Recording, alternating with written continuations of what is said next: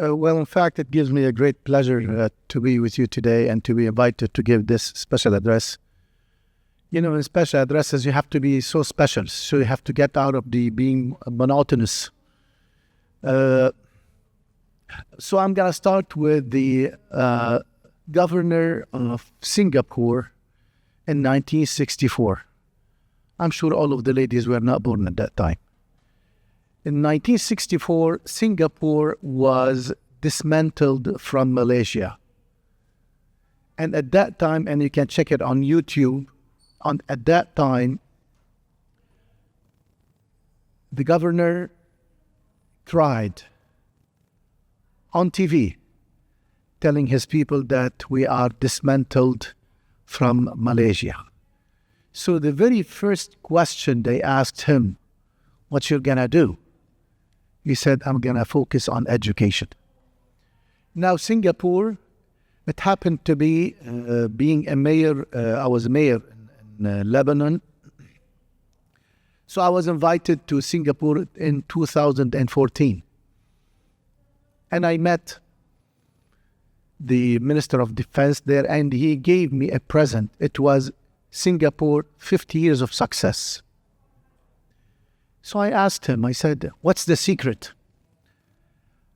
We all know now Singapore is among the top 5 in the world in education, environment, waste to energy, quality of living, and the smartest city in the world. 50 years from Singapore, at that time when it was dismantled, it was called the city of bugs. The slum city. Slums and bugs now has turned to become among the top 5, as I mentioned earlier. So what is the secret? Well, in fact, the secret is in the education. I have this presentation. I don't know if I'm going to go through it, but anyways, it's there for us, just in case. Well, the secret is he knew that the whole thing lies in preaching knowledge to the future generation. They did it. There they go. They are on the top of the list in the world. Now with the new era of AI, and by the way, just while I'm speaking, I can give you just a glimpse about my background. I had my AI PhD in AI since 1991. So I am an old guy, which is a confession. But in fact, the big difference between Singapore's era, 50 years, and our era now, technology is going so fast that you cannot stop it. And you cannot even, hold your breath to follow on it. I go a lot on Sky News, BBC, Bloomberg, whatever. Every day I have a new day. Every day I have to talk about ChatGPTs, or by the way, this is a big mistake. Many people use it. It's not a ChatGPT, it's Gen AI. ChatGPT is a brand. And I think DeepSeek has given us the lesson that you have to keep watching your back. This is technology. So let me jump right away to what I'm after in this quickie. What are we after in our kids? We are preparing our kids to do what? When they finish school, they may become an economy burden on their families, or even on the society, or even on the government. They're looking for a job, maybe any job. That's one category of our kids. By the way, I teach at Khalifa University, so I'm an educator since 1992. At the same time, we can have them to maintain the economy, which is the lucky ones. They consider themselves the lucky ones that, okay, I got a job. Is that what we want? That's not how Singapore built its reputation. It is those who make the economy. It is those who make the economy. This is what we need to prepare for our future generation. Having said that, when we're talking about the economy and we're talking about, environment, and I have a model that I'm going to be explaining to you. By the way, I used to be a advisor to the Minister of Education, besides being advisor to the Prime Minister.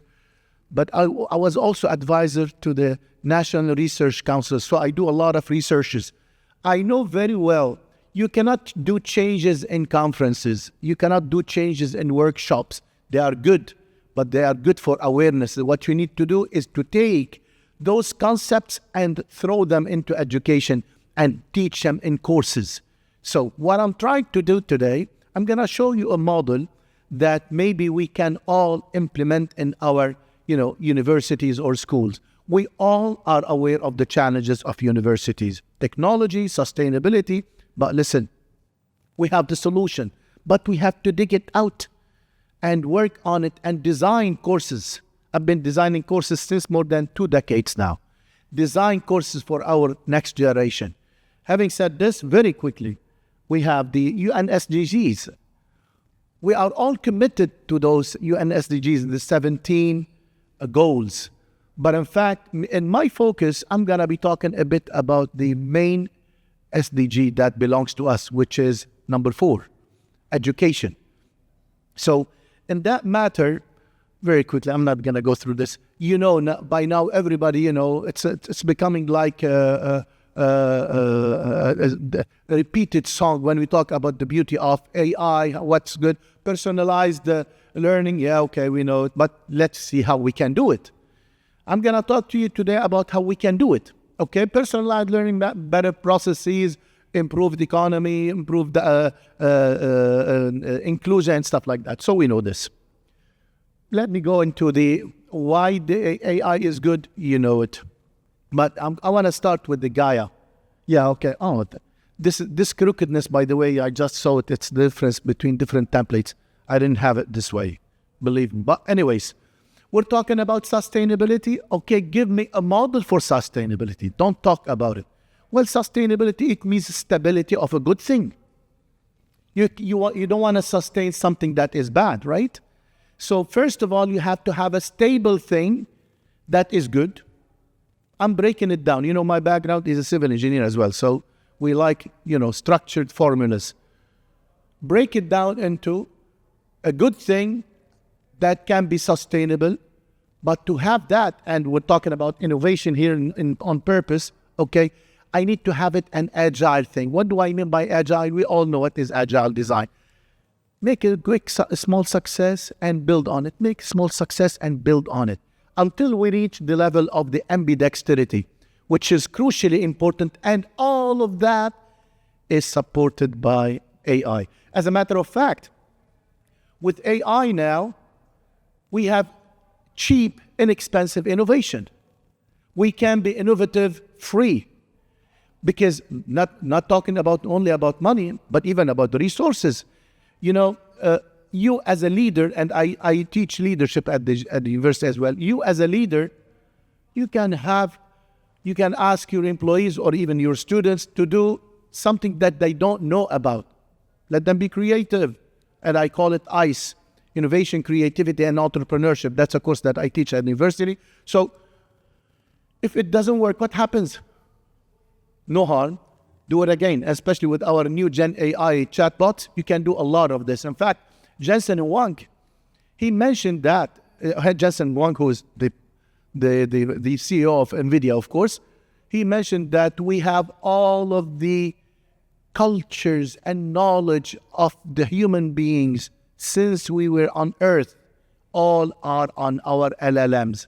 So you have the education is waiting for you there. Very quickly. What am I? Yeah, okay. Quick note for those who are not aware of what is the GAIA model. You can check it out on the internet, but indeed, GAIA, we're talking about something global, advocacy, integrated action. We're talking about action. So all of those here, these are the SDGs put in different tiers. One tier for the biosphere, for the environment. One of them is for the social, for the economy, and this third is the social. And we have on top of that, of course, the 17th goal, which is related to connectivity in the world. So the GAIA model, the GAIA framework, you can put it in your courses, talking about the environment, talking about the social inclusion, talking about economy. All of our courses are either talking about social life or environment or economy. I mean, right? So we can implement those GAIA UN SDG models, the 17 goals. We can get them involved as part of include them as part of our courses. Now comes the role of AI.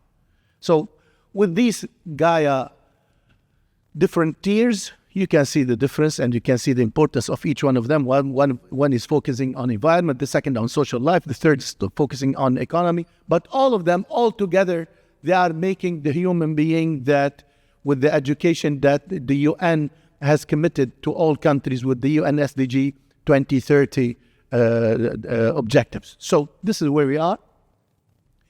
These are some of the elements. All what you need, if you teach humanities, all what you need to do is to take those elements and put them into your course, and there you go. You are serving the UN SDG to protect the planet, to protect the society, to protect your people, and so on. So all of those, there are elements ready for you to teach, okay? Moreover, of course, when we have the AI, and the AI supports a great deal the connectivity. I mean, look at us now. With AI, we can do a lot of things. I'm not gonna go into the details of the applications, and we don't have the time for this. But indeed, GAIA as a framework, AI as a technology, putting them together, you can do a lot in your courses, whether be it on the level of university or be it on the level of K to 12. Okay, so. At the end, these are the issues that we may face. Some of the issues, in fact, it's not all. I would never say that this is comprehensive. One of it is related to the bias, equity for social life, for social people, intellectual property. All of those are under discussion. And I'll say some phrases about what's going on here in Dubai. Infrastructure requirement, this is crucially important. And by the way, UAE is number 4 in the world when we're talking about infrastructure for AI. Number 4. Not 7, not 5. Number 4 in the world. Okay. So, but regulation and compliance, we should congratulate UAE for their new and the very first in the world AI-generated compliance and governance tool. We've been shouting out loud, please. I mean, if you follow me on LinkedIn, you would see how many meetings and interviews and conferences say, please, governance of governments. Where are the governance? Where are the regulatory bodies? Where are, the authorities? You have to do something. And Antonio Guterres, in 2023, when he declared that, listen, and in fact, this declaration came after a meeting with the UN Security Council. UN Security Council and not the General Assembly, which means what? This is it's a security issue, talking about the effect of AI on humanity. July 2023. The declaration was great, but we need to apply it. So it is the educators are the one who can apply it, but we have issues to make. So again, let me reiterate. In fact, I'm going to be talking about this tomorrow at 5:30 about how the UAE and specifically Dubai is working on a new AI generated governance and regulations to look after all of the regulations and to make it fair, just, and unbiased. Okay, what do we need now? Do we have our universities ready? That's the issue. That's the challenge. I have an acronym for you here. We're looking for fast universities. What do we mean by fast university? First of all, you have to have a vision. So your university must be futuristic, not old-fashioned, traditional, or conventional. You have to dare and walk into the technology. You have to have futuristic university. But listen, I gave a lecture in 2019 in Sulaimaniya in Iraq, how we are going into digital universities. That was 2019. I'm not with digital universities at all. I'm with the hybrid. We need to have eye-to-eye contact with our students. It's not the notes that we give to our students. It's not the course.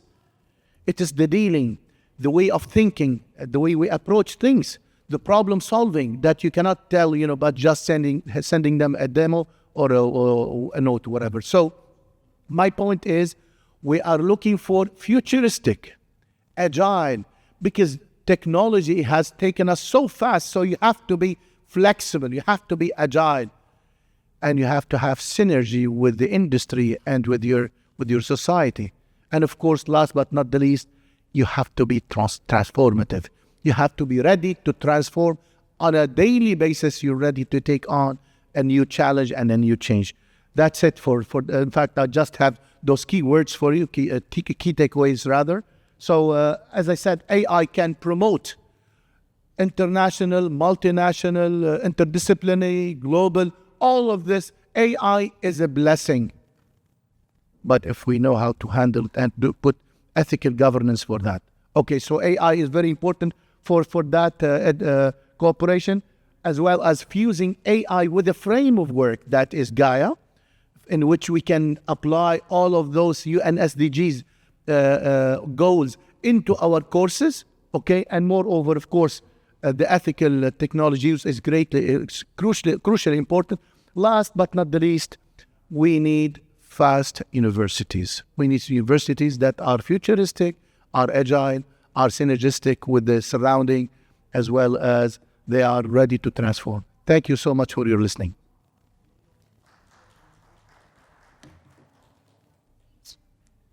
Thank you.